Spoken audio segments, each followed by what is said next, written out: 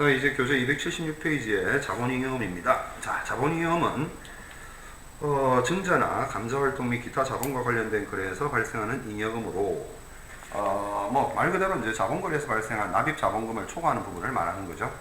그래서 이 자본 잉여금은 손익거래로부터 발생한 잉여금이 아니죠. 이제 손익거래로부터 발생한 것은 우리가 이익잉여금이고, 당연히 이제 이익 배당은 이익잉여금에서 배당을 하는 거지 자본하고는 관련이 없는 거다. 그래서 자본 전입 또는 결손 보전 이 두 가지 목적에만 사용할 수 있도록 하고 있다.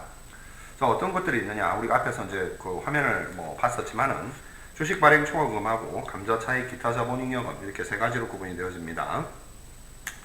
자, 주식 발행 초과금은 주식 발행 가액이 액면 가액을 초과하는 경우 그 초과하는 금액으로 한다.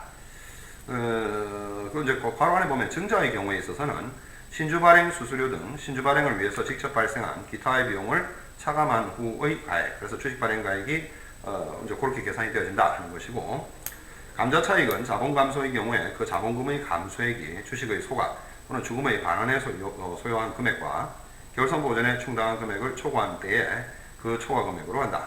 다만 자본금의 감소액이 주식의 소각, 주금의 반환에 소요한 금액에 미달하는 금액이 있을 경우에는 본 금액을 차감한 후의 금액으로 한다. 기타 자본 잉여금입니다. 자기 주식 처분 이익으로서 자기 주식 처분 손실을 차감한 금액과 그 밖의 기타 자본 잉여금으로 한다 하는 것이다. 자, 밑에 이제 보통 조금 참고를 해가지고 국고 보조금, 공사 부담금 이런 게 나오는데, 요거는 해당 유형 자산에서 차감하는 형식으로 기재를 하고, 또 우리 돈이 전부 다 들어간 게 아니기 때문에 감가상각비로 상계하는 거다. 자, 보험 차익은 영업외 수익으로 계산해주면 되겠죠. 자, 예제를 보게 되면 상윤 주식회사는 액면금액 5,000원을 발행가액 6,000원으로 보통주 만주를 발행하고 납입 대행기관인 제1은행의 당자예금 구자에 납입하였다. 자, 6,000원으로 발행을 했다니까 만주니까 6천만원 당자예금 들어왔겠죠. 자본금은 액면가액 기준이니까 5,000원 곱하기 만주 해서 자본금 5천만원 되겠습니다. 그리고 1,000만원 초과되는 것은 주식 발행 초과금이 되겠죠. 지은 주식회사는 회사 설립 후 3년이 경과했는데 주주총회의 결의와 법원의 인가를 얻어 신주 5천주, 주당 액면가액 5,000원을 4,000원에 발행했습니다. 납입금은 전액 당자에 이랬다. 자, 여기서 5,000원을 4,000원에 발행했다죠. 5천주를. 그러면 실제로 이제 들어온 돈은, 당자예금 들어온 돈은 2천만원 밖에 안 될 것이고, 자본금은 액면가 기준으로 해야 되니까 2,500이 되겠죠. 차이 나는 500만원은 뭐다? 할인해서 발행하다 보니까 차익이 생겼죠. 그래서 주식 할인 발행 차금 500 이렇게 되는 거죠. 자, 지은 주식회사는 결산 시 주식 할인 발행 차금 1년분을 상각했다. 자, 주식 할인 발행 차금 500이었는데 지금 3년, 이제 3년이니까 그걸 갖다가 이제 3분의 1로 하니까 1666, 667에서 이익잉여금 1666, 667 주식 할인 발행 차금 대변에 그렇게 똑같은 금액이 나오죠. 자, 그렇게 이제 보고 이익잉여금 보자. 이익잉여금. 자, 이익잉여금이란 기업이 영업활동이나 재무활동 등을 통해서 획득된 이익 가운데 사업이 유출되거나 자본금으로 대체되지 않고 기업 내부에 유보된 금액을 말한다. 그래서 유보이익이 되겠죠. 증감 원인 해가지고 이제 감소되는 원인은 당기순 손실이나 배당이나 주식 할인 발행 차금 상각을 했다거나 배당 건설 이자 상각 이런 게 이제 이익잉여금을 감소시키는 거고, 당연히 이제 그 증가되는 요인은 당기순이익이 생기면 증가가 되겠죠. 그래서 이제 우리가 여기서 이제 이익잉여금을 분류를 했었죠. 그래서 이익준비금, 기타 법정적립금, 임의적립금 이런 것들이 나오는데, 자, 이익준비금은 상법상 규정에 의해서 적립하는 법정준비금으로서 자본금의 50%에 달할 때까지 매 결산기의 금전에 의한 배당액의 10% 이상 적립을 해주어야 됩니다. 이익준비금은 배당이 가능한 이익잉여금에 포함이 되지만 자본 전입과 결손 보전 외에는 사용할 수가 없습니다. 기타 법정 적립금은 지금 경과 규정은 남아 있는데 이거는 볼 필요 없고, 자, 임의 적립금, 이제 위에는 기타 법정 적립금이었고, 임의 적립금은 법적 강제력에 의해서 적립하는 것이 아니라 기업의 필요에 따라 주주총회의 결의로 임의적으로 적립하는 것을 이야기하는 겁니다. 자, 이익잉여금의 처분입니다. 전기오류 수정이죠. 자, 기업회계 기준에서는 전기오류 수정 손익을 정기의 손익을 수정하는 것으로 생각하여 정기 2월 이익잉여금을 수정한 후에 단기말 처분 전 이익잉여금을 결정하는데, 이때 이제 정기 오류 수정 손익이라는 것은 오류라는 표현이 들어가 있죠. 그래서 회계상의 오류다. 그래서 회계기준 적용의 오류나 계산의 오류 등이 있고, 정기오류 수정 손익은 정기오류 수정 이익과 정기오류 손익이라고 했으니까 정기오류 오류 수정 손실로 나눠지는데, 정기오류 수정 이익은 정기월 이익경험의 가산 항목이 되고, 정기오류 수정 손실은 당연히 정기월 이익경험의 차감 항목이 되겠죠. 자, 그 다음 배당금입니다. 배당금은 영업 실적에 따라서 주주에게 이익을 나눠주는데, 이게 이제 배당금이 되죠. 물론 이제 배당이라는 게 현금으로 배당을 할 수도 있겠지만 주식으로 배당한다. 자, 현금으로 배당하면 어떻게 되죠? 기업의 자산이 감소한다. 현금 배당하니까 자본도 감소한다. 자본 전체의 크기를 이야기하는 거다. 자, 주식 배당하게 되면 기업 외부로 나가는 게 아니기 때문에 기업의 자산이 불변이죠. 결국에 이제 주식 배당을 하게 되면 자본은 불변이다. 왜? 자, 이익잉여금은 줄이고 이익잉여금이 줄어들겠죠. 배당을 했으니까. 그건 줄고 대신에 자본금이 늘어난다. 그래서 형식적 증자, 무상 증자의 형태로 나타나게 된다. 당기순 손실과 결손 보전 순서입니다. 정기월 이익잉여금, 임의적립금, 기타 법정적립금, 이익준비금 뭐 이런 식으로 되어 있고, 다음 페이지로 넘어가시게 되면 이익잉여금 처분 계산서가 있습니다. 그래서 이제 처분 전 이익잉여금부터 해가지고 정기에로부터 넘어온 이익잉여금이 있고, 단기에 단기순 손익이 있었겠지. 순이익이 나왔겠죠. 그거 합쳐가지고 69만 5천원이 되고, 그 다음에 임의적립금 200, 사업확장적립금이나 배당 평균적립금. 자, 5만원 차감 나산해야 되겠죠. 그래서 이익잉여금 처분액이 처분 대상이죠. 엄밀하면 74만 5천원인데 이익준비금, 재무구조 개선 적립금, 배당금, 감채적립금 해서 차감해서 순수하게 차기 이월되는 이익잉여금은 54만 5천원이 된다. 입니다. 자, 그 다음에 이제 우리가 자본 조정으로 볼 텐데, 자본 계정의 조정 항목으로 자본에 가산하는 가산 항목 또는 차감하는 차감 항목으로 나누어진다. 자, 이렇게 되어 있는데, 통상적으로는 임시적으로 처리하는 계정이다. 이렇게 알아두시면 돼요. 자, 앞에서 우리가 주식 발행 초과금이 뭐였냐면은 자본잉여금에 들어갔어요. 잉여라는 건 초과, 플러스, 넘친다는 얘기고, 자본 조정 항목에는 마이너스 성격을 가진 것들이 들어간다. 이렇게 생각하면 돼요. 그래서 지금 주식 할인 발행 차금이나 자기 주식, 감자 차손, 처분 손실, 전부 마이너스 느낌이 나죠? 난 배당 건설이자.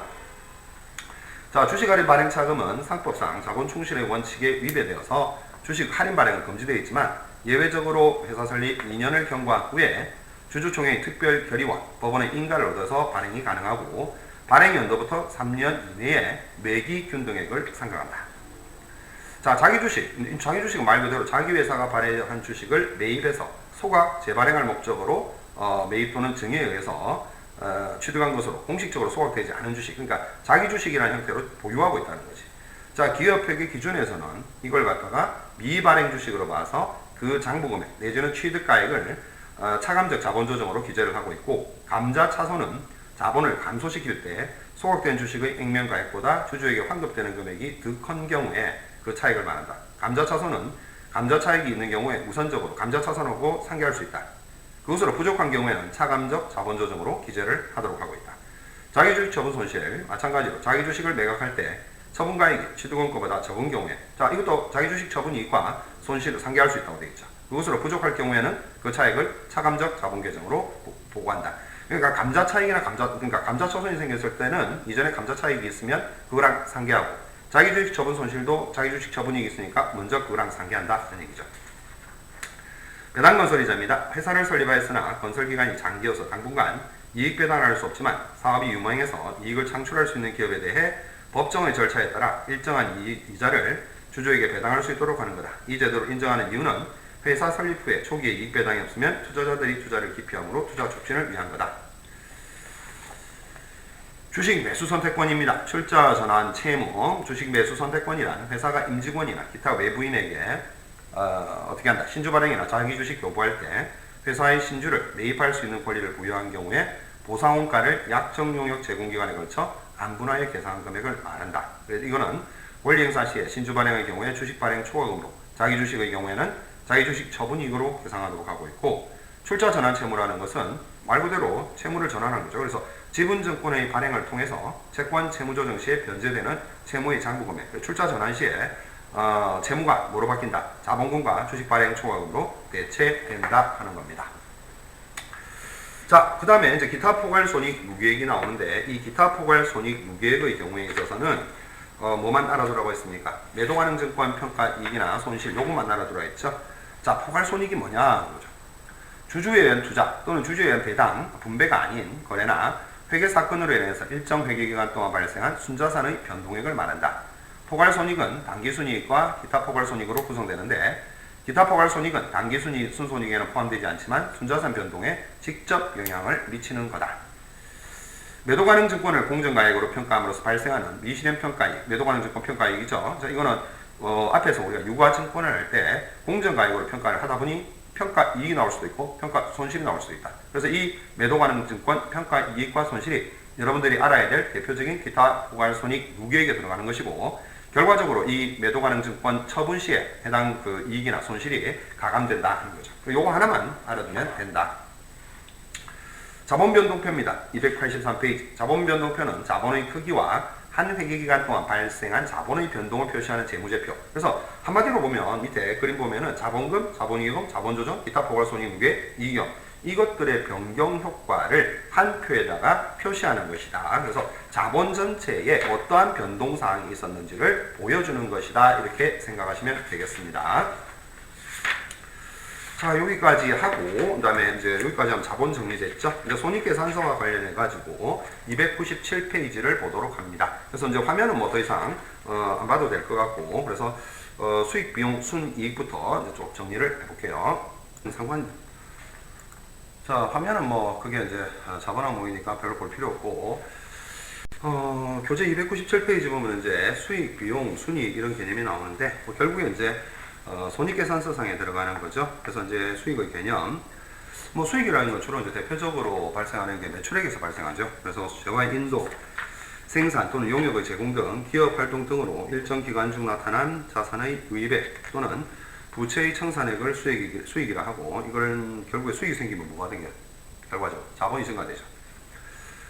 자, 그래서 이제 자산의 유입액이나 주주의 주주분의 증가액, 그 다음에 뭐 기업의 생산물, 산출물, 재화용역의 유출액 이런 것들인데 이제 이거는 자산의 유입했다 수익이 되겠고 자산이 뭐 대표적으로 매출하면 현금 들어오죠. 현금, 그죠?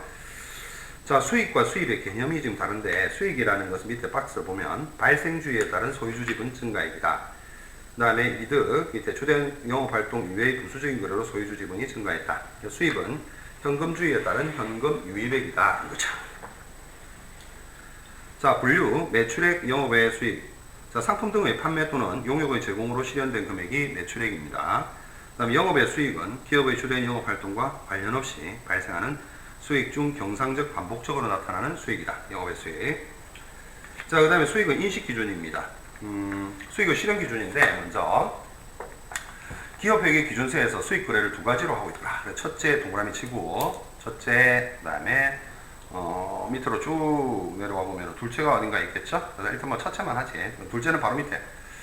자, 첫째, 상품, 제품 등 재화의 판매 또는 용역의 제공으로부터 발생하는 수익인 매출 수익 거래가 있고, 둘째, 이제 앞에 본 거죠. 그 다음 이자 수익, 배당금 수익, 로열티, 그 다음에 임대료 수익 등 타인에게 자산을 사용하기 위해서 발생하는 자산 운영 수익 거래, 영업외 수익으로 구분하고 있다.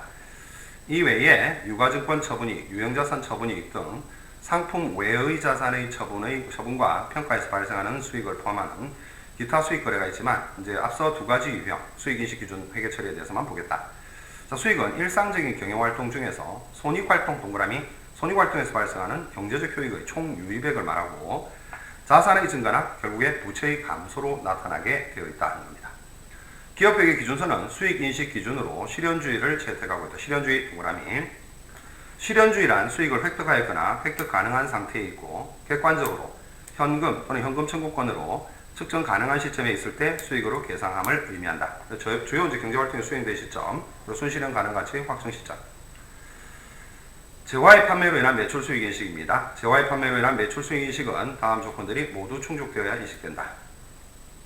재화의 소유에 따른 위험과 효익의 대부분이 구매자에게 이전되어야 되고, 판매자는 판매한 재화에 대한 소유권의 통제를 할 수 없어야 되고, 세 번째, 수익 금액을 신뢰성 있게 측정할 수 있어야 되고, 경제적 효익의 유입 가능성이 거의 확실해야 되고, 다섯 번째, 거래와 관련해서 발생하거나 발생할 거래 원가가 관련 비용을 신뢰성 있게 측정할 수 있어야 한다. 자, 오른쪽에 이제 와서 보면 소유에 따른 위험과 효익의 이전은 법적 형식보다는 경제적 실질에 따라 결정이 된다. 그래서 일반적으로 소유에 따른 위험과 효익의 이전은 법적 소유권의 이전이나 재화의 물리적 이전과 일치를 하지만 거래 이후에도 판매자가 재화와 관련된 위험의 대부분을 부담하고 미래 순현금 유입액에 대한 불확실성이 제거되지 않은 다음의 경우에는 수익을 인식되지 않는다. 자, 일단 인도한 재화의 결함에 대해서 정상적인 품질 보증 범위를 넘어서 책임을 진다. 수익 인식하면 안 된다 이거죠. 두 번째, 판매 대금의 회수가 구매자의 재판매에 의해서 결정이 된다. 그 다음에 세 번째, 설치 조건부 판매에서 계약의 중요한 부분을 차지하는 설치가 완료되지 않은 경우다. 네 번째, 구매자가 판매 계약에 따라 구매를 취소할 권리가 있고 해당 재화의 반품 가능성을 예측하기 어려운 경우다.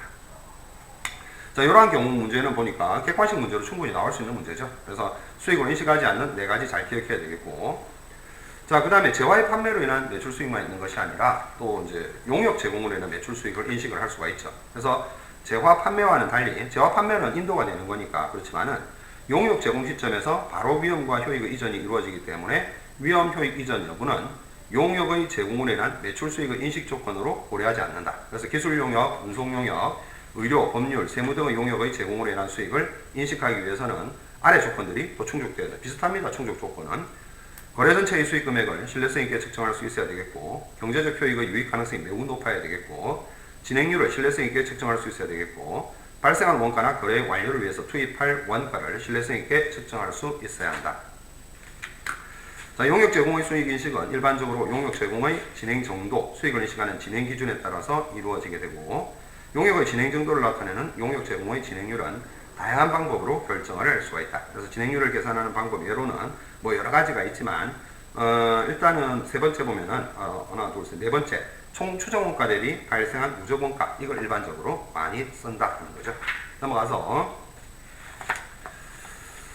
그 다음에 이제 자산 운영 수익 거래로 인한 수익 인식이다. 타인에게 자산을 사용하기 위해서 발생하는 이자 수익, 뭐 돈 빌려주고 받는 거, 배당금, 로열티, 임대료 수익 등의 수익을 인식하기 위해서는 또 어떤 조건이 충족돼야 되느냐.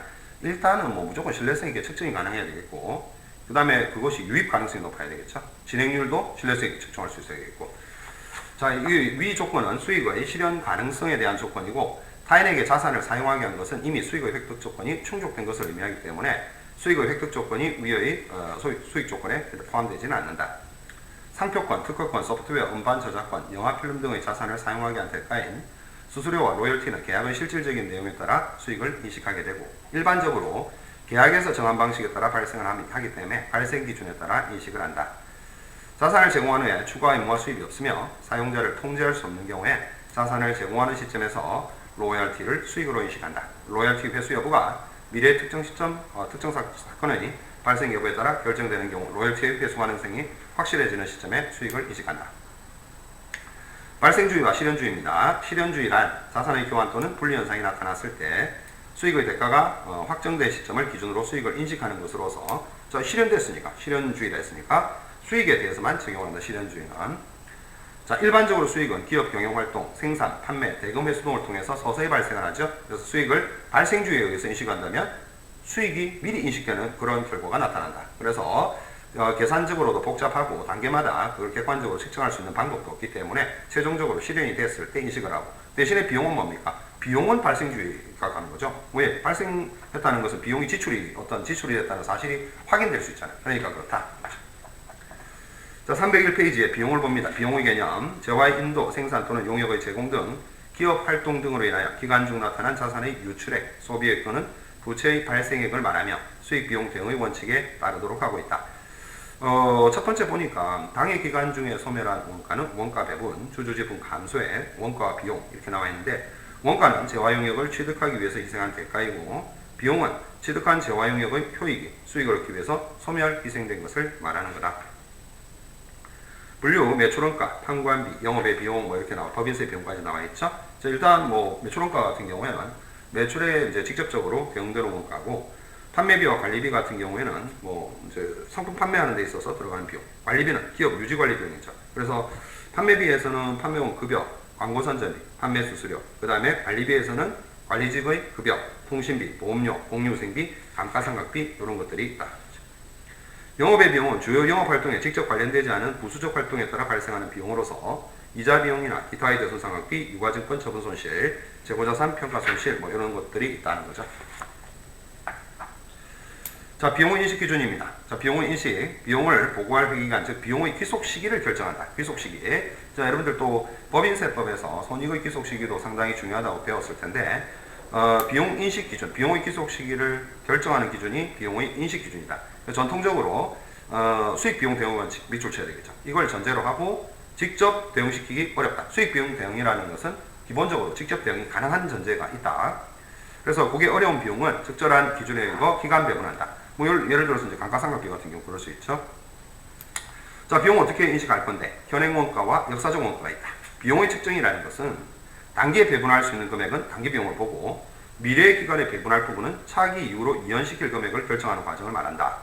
비용 측정의 목적이 궁극적으로는 기업 기간 이익 결정에 있다고 보면 이익 개념의 적용이나 해석에 따라 그 측정 기준이 달라질 수 있다는 점에 유의를 해야 한다. 일반적으로 가장 중요시되는 비용의 측정 기준은 역사적 원가에 의한 방법 그리고 현행 원가에 의한 비용의 측정 방법이 있을 수 있지만 우리나라에서는 현행 원가의 비용 측정이 객관적일 수가 없다는 걸 고려해서 일반적으로는 역사적 원가로 기본적으로 한다. 그래서 여러분들이 회사에 이제 일반 기업에 이제 취업을 하게 되면 대부분 다 취득 당시의 원가로 비용을 측정한다. 뭐 비용 지출 당시에. 자, 이것은 근데 현행 수익과 역사적 원가가 대응되는 결과가 되어서 현행 회계의 한계로 먼저 그러니까 과거에 사왔던 가격하고 지금 다르죠. 우리가 지출할 때하고. 비용의 인식 방법, 이제 직접적 대응, 그 다음에 체계적이고 합리적인 배분, 즉시 비용화 이렇게 나와 있는데 보통은 이제 여러분들이 감가상각비 할 때 오른쪽에 2번 체계적이고 합리적인 배분 많이 봤다, 그죠? 그런 용어를. 수익과 관련성은 있으나 수익의 공헌한 금액이 얼마인지 계산하기 어려운 경우에 그 지출이 효익을 제공하리라고 기대되는 기간에 걸쳐 체계적이고 합리적인 방법에 따라 비용으로 인식하는 것을 우리가 배분이라고 하죠. 주로 이제 유형자산, 무형자산 등 상각 대상자산을 사용함에 따라 발생하는 감가상각비 동그라미. 여러 회계기간에 걸쳐 소비되는 보험료 등과 같은 지출을 보험료 동그라미. 자, 체계적이고 합리적인 기준에 따라 효익이 기대되는 여러 기간에 걸쳐 비용으로 인식한다. 배분은 수익과의 직접적인 인과관계를 따질 수가 없기 때문에 비용화하는 기간의 설정이나 배분 방법이 사회적으로 결정될 수가 있다.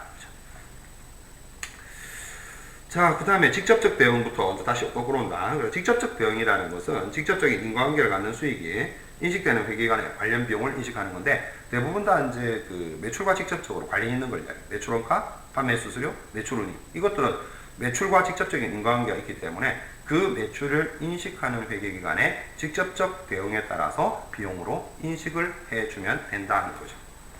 그 외에 이제 세 번째 보시게 되면 즉시 비용화라는 게 있는데 수익에 이제 공헌한 금액을 계산하기 어렵거나 미래 기간에 효익을 제공할 수 있을지 여부가 불확실한 경우에는 당해 지출은 즉시 비용화하고 급여, 광고 선전비 등 지출액은 수익의 공헌 정도를 산정하기가 어렵고 산정할 수 있다 하더라도 미래의 기간에 지속적으로 공헌을 하리라는 보장이 없기 때문에 발생 시점에서 전에 비용으로 처리를 하면 된다.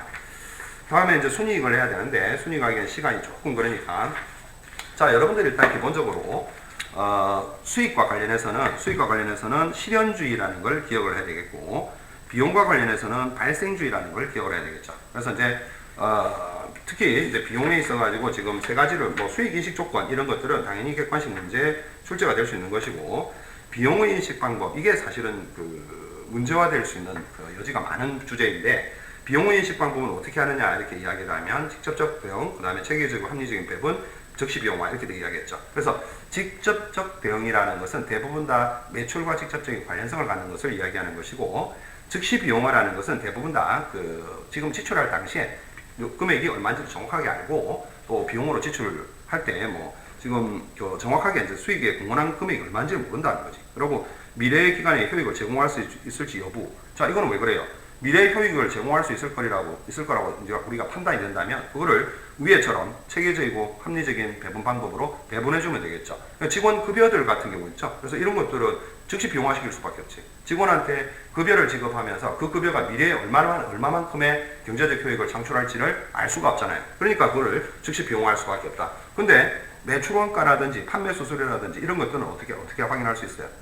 매출액에 대응되는 정확한 금액이 산출이 되는 거죠. 그래서 매출액에 대응되는 정확한 원가에 산출이 가능하기 때문에 우리가 바로 이제 직접적 대응이라는 표현을 써요. 그래서 여러분들이 누군가가 비용을 인식하는 방법을 세 가지를 제시를 해보라 한다면은 반드시 여기서 지금 전체적으로 실현주의, 발생주의가 일단 가장 중요하지만 그 외에 이제 중요하다면은 비용의 인식 방법에 있어서 요 세 가지를 설명을 할 수 있어야 된다. 요 세 가지를 뭐 요런 정도를 여러분들이 알아두고 이제 거의 그 이론적인 내용은 이제 다음 주에 이제 순위 좀 하고 바로 이제 또 다시 앞으로 넘어가서 여러분들하고 연습 문제 뭐 다 풀 건 아니지만 좀 정리를 해보도록 할게요. 이번 주는 여기까지.